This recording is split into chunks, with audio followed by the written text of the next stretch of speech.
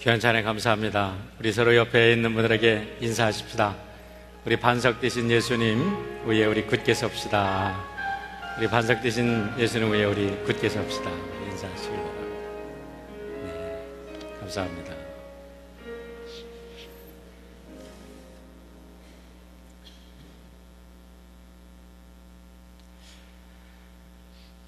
우리가 성경 말씀을 보면 이렇게 어쏨하는 게 많습니다. 나 이미 알고 있어. 오래전에 들었던 이야기야. 그래서 이미 하나님의 말씀을 볼 때 이미 알고 있었다는 과거의 지식이 새롭게 다가오는 하나님의 인격적 말씀을 딱 막아버리기 때문에 우리는 매일 매순간 살아계신 하나님을 인격적으로 만나지 못합니다. 하나님은 말씀으로 우리에게 다가오시고 그 말씀은 오늘도 오픈된 마음으로, 새로운 마음으로 오늘 우리에게 다가오신 하나님을 인격적으로 만나기를 원하십니다.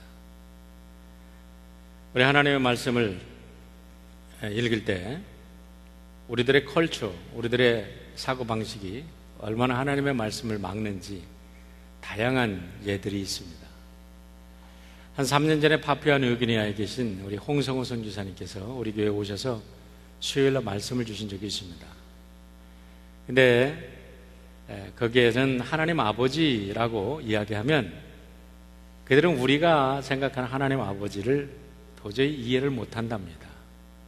그들에게 하나님 아버지를 가르쳐 주려면 하나님 외삼촌 그래야 된다는 거예요. 왜냐하면 자녀들을 외삼촌이 케어를 하고 아버지는 애만 나누고 그대로 사라지는 거예요. 아버지는 자녀들을 케어하지 않습니다. 그러니까 하나님 아버지 하면 책임 없는 사람, 완전히 케어하지 않는 그런 분으로 믿기 때문에 하나님 아버지라고 그들에게 가르칠 수 없는 거죠. 우리 누가복음에 보면 탕자의 비유가 나옵니다. 돼지 탕자가 집을 떠나서 돼지를 치죠. 근데 아프리카의 어느 부족은 탕자가 집을 나가다 돼지를 치는데 타락했다 그러면 아니 그 사람이 왜 타락을 해? 그렇게 좋은 직업을 가졌는데. 왜냐하면 돼지가 성스러운 동물로 여기기 때문에 돼지를 치는 직업은 그 부족에서 최고의 좋은 직업이기 때문에 돼지를 치는 게 타락한 것이다 하고 아이덴티파이를 한다 그러면 그들은 도저히 알아듣지 못한다는 것입니다. 우리는 그런 얘기는 쉽게 알아듣는데 너희가 세상의 소금이다 빛이다 이렇게 얘기하면 그거 뭐 당연한 거 아니야?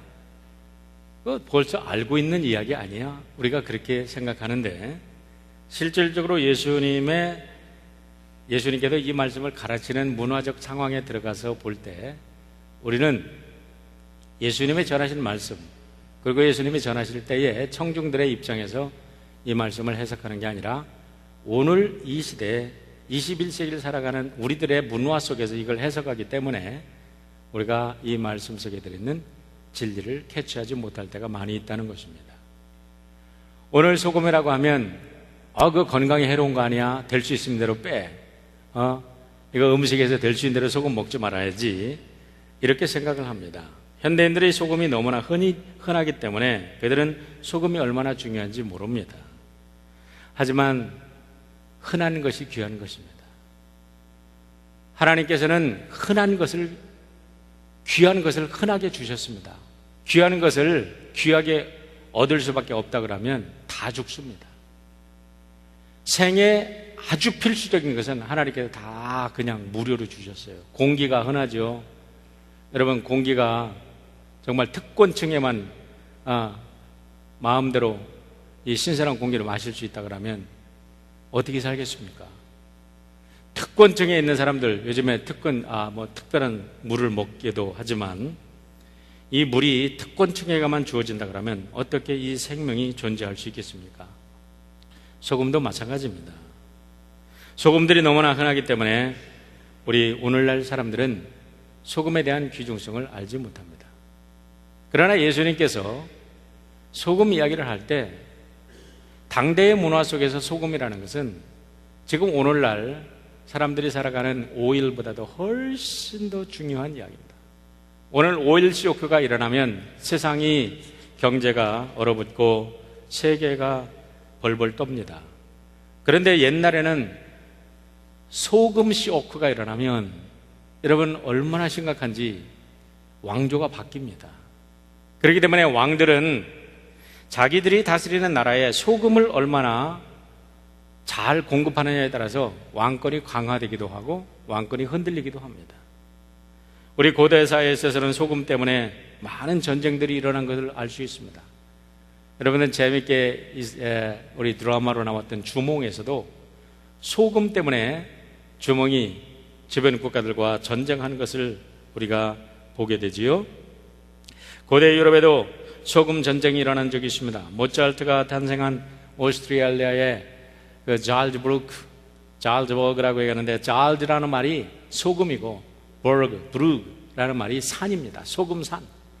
그래서 잘즈버그의 대주교와 그 합스부르크의 왕조 사이에 소금 전쟁은, 그 소금산을 놓고 전쟁을 벌였던 그 전쟁이 소금 전쟁이라는 유명한 전쟁으로 남아 있습니다. 예수님께서 당시에 제자들에게 너희가 세상의 소금이라고 얘기한 것은 그만큼 너희들이 세상의 귀한 존재다라는 것입니다. 그런데 오늘날 많은 사람들이, 그리스도인들, 예수님을 따라다니고 예수님을 믿는다는 사람들이 이렇게 자기들이 귀한 존재인 줄 모르고 살고, 사실 또 귀한 존재도 아닌 것처럼 살고 귀한 존재도 아니게 살아갑니다. 너무나 안타까운 사실일 수 없습니다. 오늘 예수님께서 이 너희들이 소금이다, 너희들이 세상의 빛이다 라는 말씀을 주시기 전에, 너희라는 말씀, 그리고 이 말씀을 주시기 전에 이 말씀이 독립된 말씀이 아니라 앞뒤가 연결된 말씀이라는 것을 우리는 깊이 알아야 됩니다. 여러분, 예수님께서 이 말씀을 주시기 전에 제자들을 부르셨습니다. 그리고 그들에게 사람 낚는 어부가 되는 거룩한 사명을 주셨습니다. 그리고 나서 예수님께서 팔복의 말씀을 주셨습니다. 우리 이제 지난주까지 8주에 걸쳐서 팔복을 길게 말씀을 들었어요. 하나하나 분석하면서 그 팔복은 하나님의 성품, 하나님이 원하시는 성품을 가진 자라는 말씀을 들었습니다. 그래서 오늘 너희들이 소금이다라고 했던 그 말씀 속에는 이 팔복을 받은 자, 팔복의 성품을 가진 자만이 이 지금부터 나오는 산상수훈을 이해할 수 있고 산상수훈을 실천할 수 있는 사람이 되는 것입니다. 세상 사람들에게 아무나 너희들이 소금이라고 절대 말하지 않으셨다는 것입니다. 그러니까 이 성품이 형성되지 않은 사람에게서 산상수훈에 일하는 이 정말 너무나 위대한 삶의 가치의 열매를 아무도 딸 수 없습니다. 많은 사람들이 being과 doing을 얘기합니다. being은 존재 자체를 말하는 것이고 doing이라는 것은 행함을 말합니다. 그러나 being과 doing이 분리된 게 아닙니다. being이 없이는 doing이 있을 수가 없습니다. 사람들은 많이 이야기합니다. 사람을 알 수 없다고 얘기합니다. 그러나 예수님은 심플하게 말합니다. 사람은 분명히 알 수 있다. 어떻게 알 수 있냐? 그 사람이 무슨 열매를 맺히고 살아가느냐에 따라 그 사람이 삶에서 맺는 열매를 보면 그 사람이 나라는 겁니다. 마태복음 7장 16절로 20절에서 예수님이 좋은 나무는 좋은 열매를 맺고 나쁜 나무는 나쁜 열매를 맺는다 말씀하시면서 사람들을 알 수 있다고 그랬는데 어떻게 알 수 있냐? 7장 20절의 말씀입니다. 이러므로 그의 열매로 그들을 알리라. 이러므로 그들이 맺는 열매를 가지고 그들을 알리라 그랬습니다. 많은 사람들이 나는 누구일까? 나는 왜 이럴까? 고민합니다. 고민할 거 하나도 없습니다. 내가 맺는 열매 보면 그게 납니다.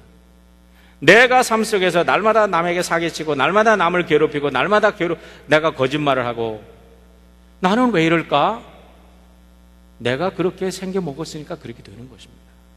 나의 성품이 예수 그리스도를 닮지 못하고 그런 악한 성품을 가졌기 때문에 내 마음속에 주형이 주물이 그렇게 됐어요. 거푸집이 그렇게 됐기 때문에 무슨 재료를 집어넣든지 나를 통해서 나오는 것은 어글리한 추한 것이 나옵니다. 그러나 나의 성품이 예수 그리스도의 성품을 닮은 이 여덟 가지의 이 아름다운 팔복에 나오는 성품을 가졌으면 이 세상이 어떻게 돌아가든지 무엇을 집어넣든지 나를 통해서는 하나님이 원하시는 아름다운 열매들이 나오게 되어 있습니다. 예수님은 사람을 평가할 때 너무나 심플하게 말씀하시는 거예요. 그래서 우리가 너희가 세상의 소금이다 라고 말씀하실 때는 너희가 없이는 정말 세상 될 수 없다 라고 말씀한 것이나 마찬가지인데 과연 우리는 그런가? 라는 우리 자신을 한번 평가해 볼 필요가 있다고 생각합니다. 내가 세상에 없어진다면 세상 사람들이 정말 아쉬워합니까? 정말 아까운 사람이 갔어. 저 사람 좀 더 살아줬으면 참 좋았을 텐데. 저 사람이 우리 회사를 떠났어. 참 아까운 사람이야. 저 사람이 있어야 우리 회사가 살 텐데. 저 사람이 우리 교회를 떠났어. 정말 저런 사람이 있어야 교회가 교회 될 텐데. 근데 어떤 사람이 교회를 떠났는데 아이고 잘됐다. 어이구 시원하다. 10년 묵은 체중이 쑥 내려갔네. 어떤 사람이 회사를 떠났는데 이야 저런 악성 바이러스 같은 사람들 진작에 없어졌어야 우리 회사가 잘 됐을 텐데. 만약에 그런다면 우리가 어떤 사람이 되어야 되느냐? 성경은 너무나 분명하게 이야기를 합니다. 오늘날 많은 사람들이 교회에 대해서 말씀을 듣고 감동합니다. 감동, 말씀 잘 들었습니다. 그러나 밖에서는 아무런 일이 일어나지 않습니다. 집에 돌아가면 똑같은 과거의 패턴이 반복되고 사회에 가면 똑같은 악한 패턴이 반복이 되어지고 소금과 빛은 온데간데 없이 그렇게 찾아볼 길이 없습니다. 그런 사람들을 향하여 오늘 주님은 도전하고 계십니다. 너희는 세상의 소금이다. 너희는 세상의 빛이다. 도전하시는 것입니다.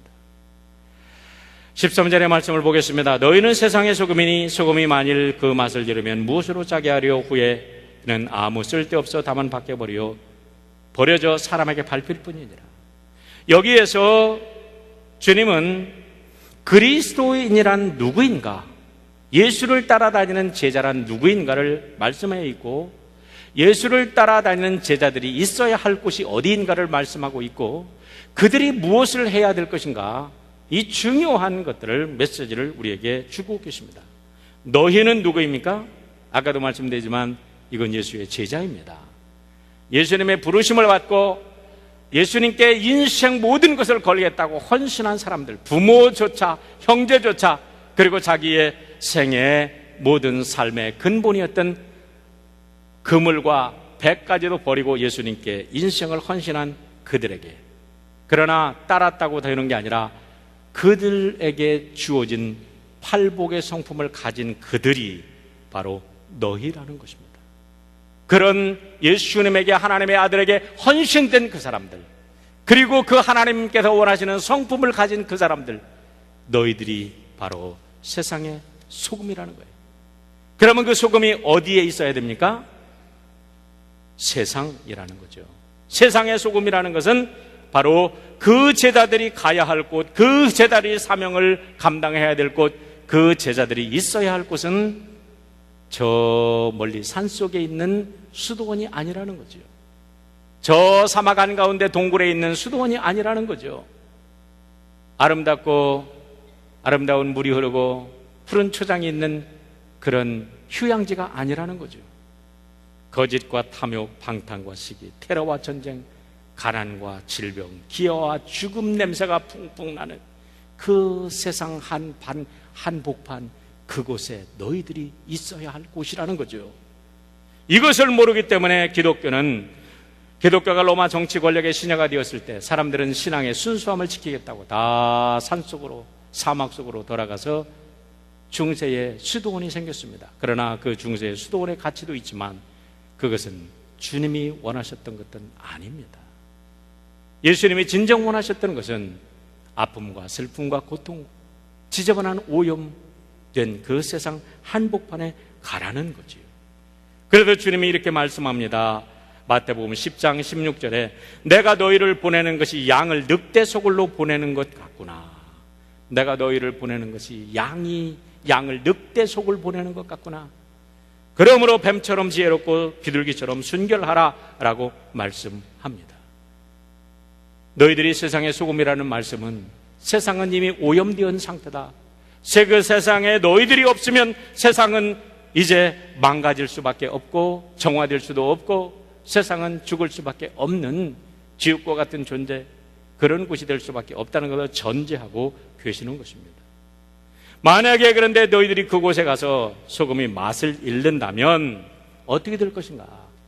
밖에 버리고 무참하게 밟힐 것이라는 거죠. 무서운 경고입니다. 여러분, 만일 소금이 맛을 잃으면 무엇으로 짜게 할 것입니까? 그런데 맛 잃은 소금들이 오늘날 너무나 많다는 것입니다. 교회는 많아지고 사람들은 많아지고 교인들의 숫자는 많아지는데 왜 세상은 맛을 잃어가고 있나? 어떻게 기독교에 거물급들이라는 사람들이 나라를 통치하는데 저렇게 나라가 썩어가나? 소금된 사람이 하나도 없다는 겁니다. 빛과 같은 역할을 하는 사람이 없다고 얘기를 하는 것입니다. 입으로는 크리스찬이라고 하는데 그의 삶을 보면 맛이 하나 없어. 맛이 갔어. 몇 년 전에 어느 분이 저에게 사업체 신방을 해달라고 그래요. 갔습니다. 중보기도를 요청했습니다. 세금 어디시 나왔는데 큰일 났다는 겁니다. 잘못하다가는 문 닫게 생겼다는 것입니다. 중보기도를 어떻게 합니까? 무엇을 말하는 것입니까? 여러분, 매일 정직하게 소금의 역할로 사업을 했다면 왜 큰일 납니까? 매일 새벽 기도를 한다고 와서 하나님 앞에 울부짖고 매일 하나님 뜻대로 살겠다고 하면서 매일 택시는 사기치면 어떻게 되는 것입니까? 하와이 있을 때 우리 집사님 댁을 방문했더니 집사님이 이제 집을 고쳤다고 초청을 했어요. 방문했어요. 그래서 가서 알아봤더니 같은 교회 다니는, 우리 교회 다니는 다른 집사님의 남편이 컨트랙터인데 그 사람 안다고 해서 집을 맡겼더니 집 다 뜯어놓고 그냥 엉망으로 만들어 놓고 돈이 없어서 이 일 가면 진행이 안 된다고 해가지고 8만 불을 받아갔대. 그런데 8만 불을 어떻게 해서 자기가 줬는데 그 다음부터는 얼굴이 보이지도 않는데 결국에서는 자기가 그걸 다치고 자기가 그걸 만들어 놓고 이제 정리됐으니까 목사님 와서 신방해 주세요 한 거예요. 여러분, 오늘 그런 사람들이 얼마나 많아요. 이 집 저 집 돌아다니면서 이 핑계 저 핑계 대면서 교인이라고 하면서 내가 잘 고쳐준다고 하면서 그거 뜯어놓고 파트가 없네요. 파트를 사러 가야 되는데 하고 밖에 나가서 커피숍에 가서 커피 마시고 와서 엉뚱한 짓 하면서 시간 많이 보냈으니까 차지를 갖다가 10불 할 것을 100불 차지해가지고 가면 어떻게 되는 것입니까? 그런 사람이 크리스찬이라고 말을 합니다. 그런 사람이 윌셔 교인이라고 한다면 어떻게 되겠습니까? 여러분, 사업체를 다른 사람에게 넘깁니다. 매출액을 속입니다. 건물 리스 계약이 얼마 남지도 않았는데 이걸 갖다가 그걸 살짝 속여서 팔아먹습니다. 그걸 갖다가 뭐죠? 무슨 권리금인가 뭔가를 잔뜩 주고 했는데 이게 리스가 1년밖에 남지 않았네. 이거 매출액도 형편없네. 이거 한국에서 와서 어리벙벙한데 돈은 갖고 왔는데 홀딱 다 잃어버렸는데 교회 장로님이래. 그렇다면 어떻게 되는 것입니까? 여러분, 오늘날 그리스도인들이라는 사람들은 많은데 소금과 빛의 역할을 하는 사람들은 어디 있습니까? 그러고 감사헌금하고 그러고서 잘 팔았다고 11조 헌금하고 그런 헌금하지 마십시오. 그런 헌금하니까 교회가 망가지는 것입니다. 그런 헌금하지 않고 정직하게 땀 흘려 정직하게 벌은 돈 하나님께 헌금드려야 그 헌금이 30배, 60배, 100배의 축복을 받는 것입니다. 그런 헌금드려야 하나님께서 그 가정을 축복하시는 겁니다. 사기치고 엉망진창하고 냄새나고 맛은커녕 냄새 풍풍 풍기면서 우리가 어떻게 하나님의 역사를, 우리가 하나님의 축복을 구한다는 것입니까? 존 맥스웰 목사님의 인재경의 법칙의 책을 보면 그 아버지가 10년 동안 대학 총장으로 계셨답니다. 그런데 아버지가 하루는 대학에서 캠퍼스에서 이렇게 가르쳐 주시더래요. 이 대학에서 가장 비싼 직원, 가장 월급 많이 받는 직원이 누군지 아느냐? 가장 월급 많이 받는 사람이 아니라 가장 생산성이 없는 직원이다. 1000불을 받아도 아무것도 쓸 적 없는 사람은 그 사람이 1000불을 낭비하는 거라는 거죠. 그러나 100만 불을 받아도 그 사람이 1000만 불을 남기면 그 사람은 가치 있는 거라는 거죠. 여러분, 앤드류 카네기가, 강철왕 앤드류 카네기가 찰스 수왑이라는 사람한테 100만 불을 주고, 연봉 100만 불을 주고 하이할 때 미국에서 100만 불을 받는 사람이 딱 한 사람이 있었대요. 크라이슬러. 그런데 찰스 수왑한테 100만 불씩 연봉을 주면서도 앤드류 카네기는 전혀 아깝지를 않았다는 겁니다. 왜냐하면 앤드류 카네기가 사람들을 얼마나 잘 쓰는지, 사람들을 알아보는 눈을 가지고 사람들을 갖다 경영하는 인재경영의 천재이기 때문에 그 사람을 통해서 수천만 달러를 벌어들이니까 100만 불 주는 것은 문제가 아니라는 거예요. 여러분, 누가 월급을 많이 받는 겁니까? 남의 정말 일터에 가서 고용인으로 일할 때 8시간 일한다고 하면서 1시간은 점심 먹고 1시간은 커피 마시고 1시간은 뭐 누구랑 턱하고 1시간은 뭐 물건 사러 왔다 갔다 한다고 시간 다 보내고 이리저리 다 보내고 시간 직접 따져보니까 1시간도 일을 안 해. 그렇게 엉망인 사람들이 여러분 우리의 내가 경영하는 가게에, 내가 경영하는 기업에 그런 사람들이 여러 사람이 있다면 어떻게 되는 것입니까? 보이지 않고 우리들의 자원들이, 우리들의 피땀이 얼마나 낭비되는 것입니까? 그런데 오늘날 크리스찬이라는 사람 이름으로 그런 짓을 하는 사람들이 너무나 많다는 것입니다. 왜요? 그리스도의 성품이 형성되지 않았기 때문에 그렇습니다. 주님이 원하시는 것은 그런 그리스도인들, 일을 맡기면 정직하게 자기의 맡은 시간 확실하게, 자기의 맡은 책임 확실하게 감당해 줄 수 있는 그런 소금과 빛을 내는 사람들, 그 사람들이 맛내는 소금인 줄 믿습니다. 여러분, 맛내는 사람들은요, 이 세상 사람들도요, 서로 데려가려고 합니다. 맛을 잃어버리니까 쫓기는 거예요. 짓밟히는 거예요. 하나님의 영광이 가려는 거예요. 무서운 말입니다. 두 번째는 너희는 세상의 빛이라고 말합니다. 너희는 세상의 빛이라 산 위에 있는 동네가 숨겨지지 못할 것이요, 사람이 등불을 켜서 발 아래 두지 아니하고 등경 위에 두나니 이러므로 집안 모든 사람에게 비추느니라. 이같이 너의 빛이 사람 앞에 비치게 하여 그들로 너의 착한 행실을 보고 하늘에 계신 너의 아버지께 영광을 돌리게 하라 라고 말합니다. 너희가 세상의 빛이다 라는 말씀도 너희가 세상의 소금이라는 원리와 동일합니다. 빛은 세상이 어둡기 때문에 그 어둠 속에 존재해서 세상을 밝히라는 것입니다. 세상이 어둡다고 도망가지 말라는 것입니다.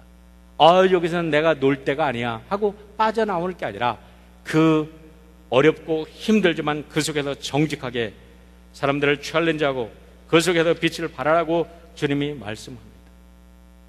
작년에 하나님 나라에 부르심을 받은 강영호 박사 저서 중에 어둠을 비추는 한 쌍의 촛불이라는 책이 있습니다. 그 책에 보면 그분이 어떻게 어려움을 극복하고 그렇게 훌륭한 일을 감당했는지 자기 자서전의 이야기입니다.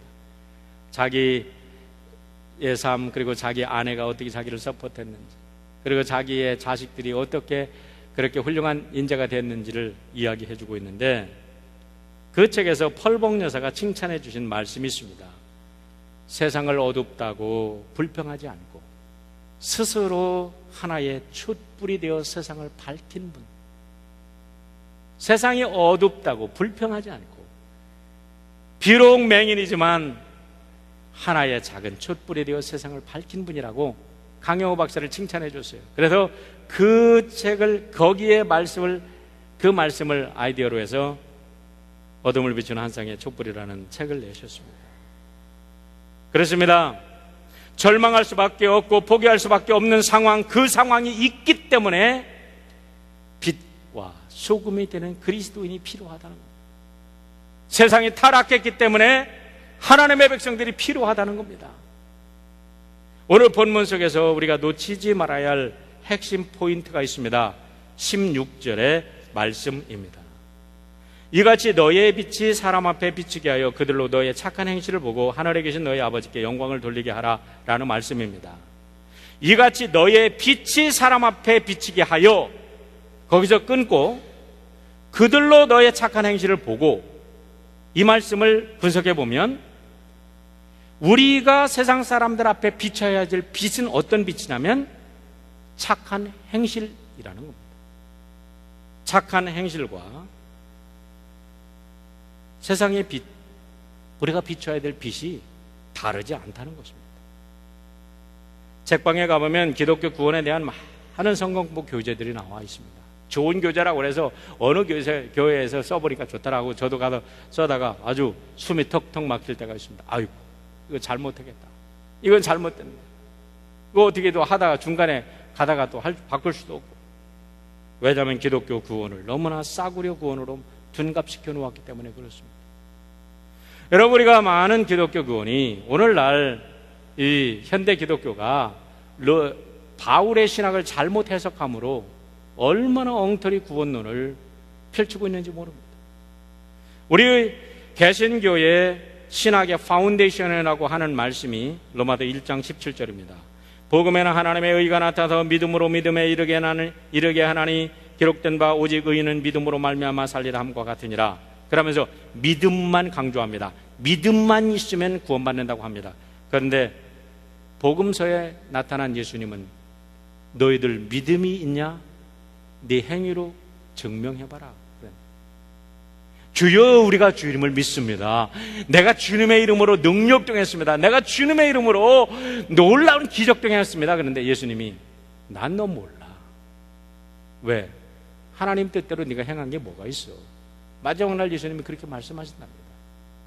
그런데요, 바울도 이 사상에 벗어나지 않고 있다는 것을 사람들은 모르고 한쪽만 강조하는 겁니다. 로마서 6장 13절에 바울이 이렇게 말합니다. 또한 너의 지체를 불의의 병기로 죄에 드리지 말고 오직 너의 자신을 죽은 자 가운데서 다시 산 자와 같이 하나님께 드리며 너의 지체를 의의 병기로 하나님께 드려라 그럽니다. 에베소 5장 8절로 9절에 보면 너희가 전에는 어두움이더니 이제는 주 안에서 빛이라. 빛의 자녀들처럼 행하라. 빛의 열매는 모든 착함과 의로움과 진실함에 있느니라 그렇게 말합니다. 우리가 예수 믿고 빛의 자녀가 되었느냐? 그렇다면 믿음 말만 하는 믿음이 아니라 삶을 통해서 나타나는 착함과 의로움과 진실함의 열매를 통해서 그리스도인의 존재가 증명된다는 것입니다. 예수님께서 이 세상에 오셨을 때 가장 싫어했던 사람들이 어떤 사람이냐면 믿는다는 사람, 그러나 열매가 없는 사람을 가장 싫어했습니다. 그런 사람을 향하여 예수님이 독서를 퍼부으셨는데 용서하고 들으세요. 저도 욕 좀 할게요. 근데 예수님이 하신 거 그대로 할게요. 이 앞뒤가 다른 사람들한테 이 독새의 새끼들아 그랬어요. 이 해철한 무덤 같은 놈들아, 이 강도 놈들아 그랬습니다. 천국문을 막고 너도 못 들어가고 남도 못 들어가게 하다가 어쩌다가 한 사람 구하면 지옥의 안방에 보낼 놈들아, 그렇게 예수님이 그들을 갖다 독서를 퍼부었습니다. 차라리 너 같은 놈은 안 태어났으면 좋겠다, 이렇게까지 말한 사람도 있습니다. 왜 그렇습니까? 믿음과 행위가 너무나, 믿는다는 것과 삶이 너무나 다르다는 것입니다. 지난 수요일날 우리 IT 단계성기팀의 선교 보고가 있었습니다. 그 말씀을 들으면서 제 마음속에